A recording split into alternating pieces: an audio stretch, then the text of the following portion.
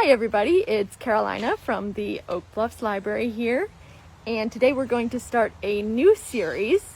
It's Revitalizing a Vineyard Garden. And so this is actually a garden that was my grandmother's, and it is pretty overgrown. And I have here Alicia Lesnikowski with me, and she is going to take over and tell me how to fix the garden. Hi. We're calling this series Revitalizing a Vineyard Garden because we think this scenario will be of interest to a lot of people. Carolina's grandmother was a notable plantswoman. She wrote the Vineyard Gardener column in the Gazette for many, many years. And I had the good fortune to start working on this garden when Jean was still able to direct me well. But it's a garden that does not lend itself to easy maintenance because a lot of the perennials are ones that spread by sideways growing stems. And we have a complete admixture of different perennials that were originally planted in the garden, and plus our friends, the weeds, such as my personal enemy, Allium veniale, or the wild onion, spready campanula. We even have here a self-planted tree that's in a very, very poorly placed and hiding glorious plant specimens behind it.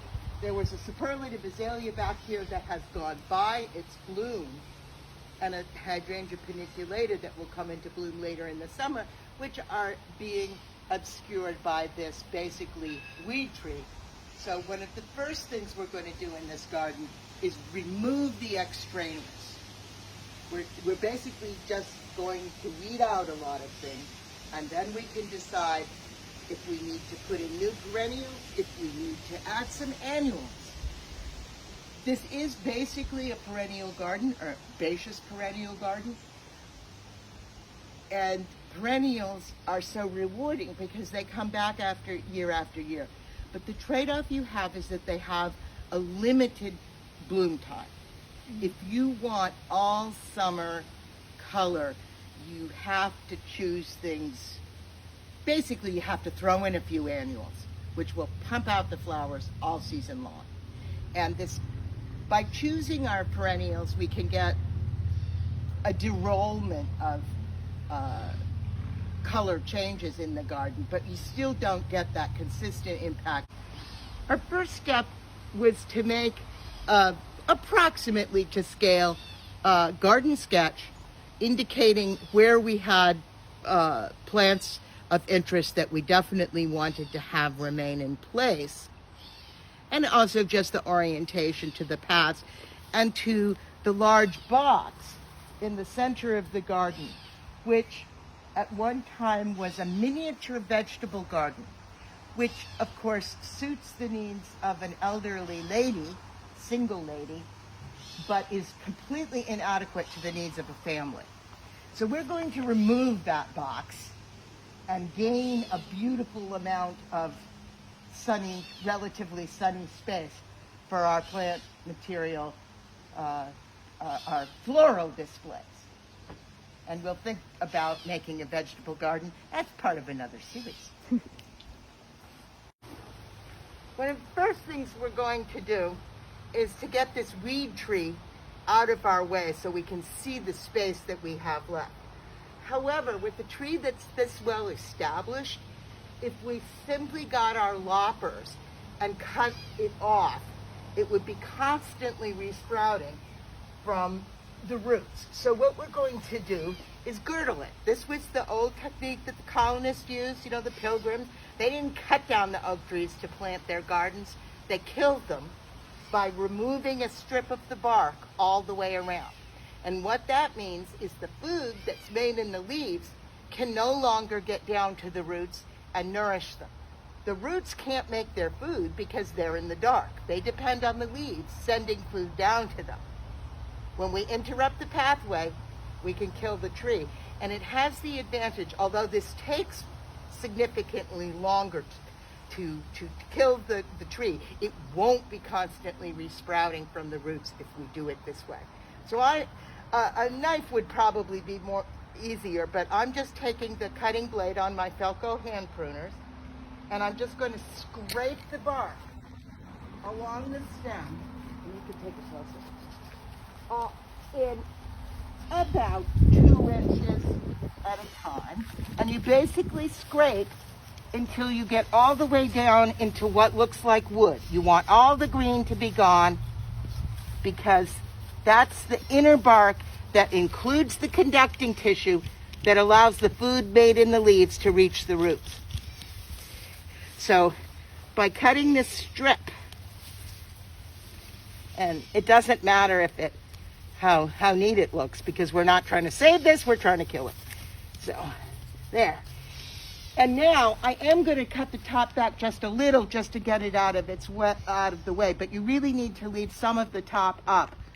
So this is a slow starvation. If you just take the top off, again, even if you've girdled, it will try to send up shoots from underneath if you just abruptly remove the top. So I'm just trimming it back to make it easier for us to work.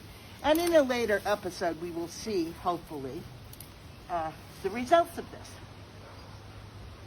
Now, the next step, clearly, is doing some weeding to thin out and expose the plant material that's already here. So I thought we would mention weeders a little bit. This delightful implement is known as a Cape Cod weeder. It is superlative for weeding gravel. It's okay for weeding cracks, although your asparagus tool is the best for weeding brick and sort of things like that, and is very effective. For example, we have here a dandelion, which has a long, deep root. We can just stick the asparagus tool in the ground next to the dandelion and push up a little like this, and it, theoretically at any rate, yeah, there you go, loosens it and takes up at least part of the root. Very, very handy tool. If you need to remove something that's bigger or heavier, or I actually dig holes to plant with this. This is a Korean hand hoe. They call it, yes, a hand hoe, or sometimes even a hand plow. This is a Japanese version. My colleague in my gardening business prefers this one. I go for that one. That's your choice. Now, it often works well to scrape with your Cape Cod hoe or your hand plow, and then you want to get the scraps of weeds out of the ground. And this is where your claw weeders come in. This is a 5-prong weeder. It comes in a 3-prong version. And this is very good for if you've loosened some things, you stir around like this, and it will gather the roots, and you can pull them off and throw them away. Either one is very useful. Your standard claw weeders that they sell in the hardware store are perfectly adequate. But I highly recommend having both a bladey weeder and then something to dig with, like a trowel or like the asparagus tool. And I just want to put in a little plea for public health. Everybody is concerned about getting ticks from tall grass.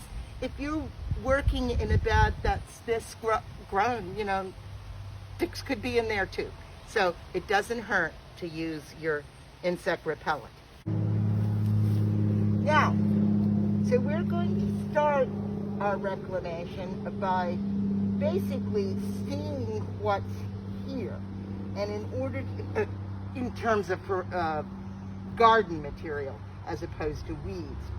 The first thing I'm going to remove is this plant here, which is in fact a campanula and it was planted, but it's an extraordinarily spready one and gets into everything and just makes things look ragged. So I'm just going to remove it. It comes out easily for a first approximation. To get really rid of it, we're going to have to, dig in the soil, but just pulling it out like this will let us see where we are.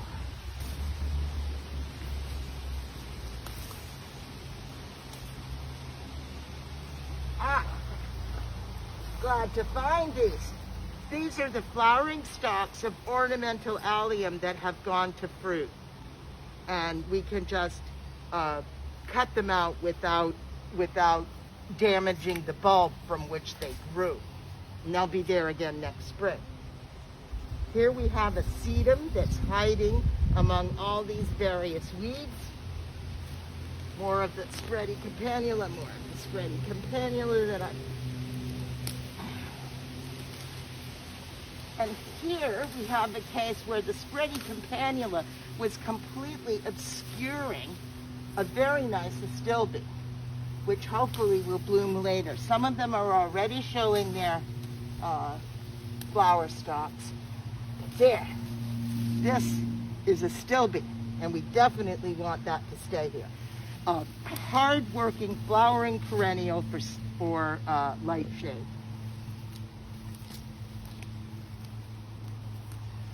This here, with the if you touch it, it's velvety. The silvery foliaged plant is rose campion.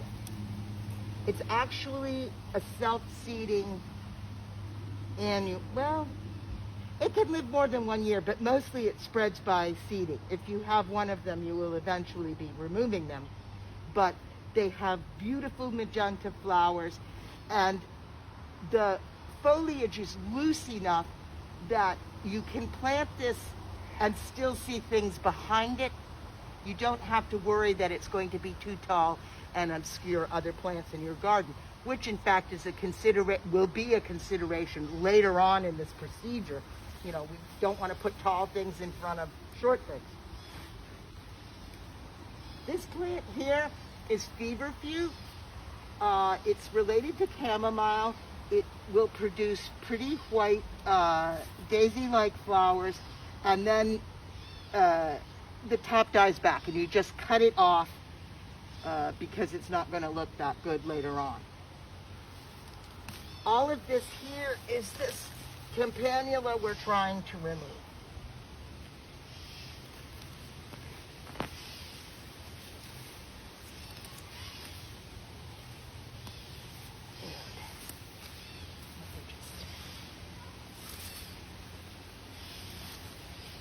And we have grass growing in, but the grass, you can't just pull the top out of the grass. It's completely ineffective. So we'll have to wait till we go down to our next stage and actually put implements into the ground, our weeders into the ground.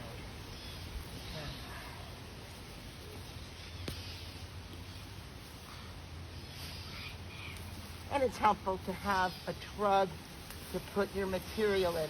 Now this, to compost or not to compost?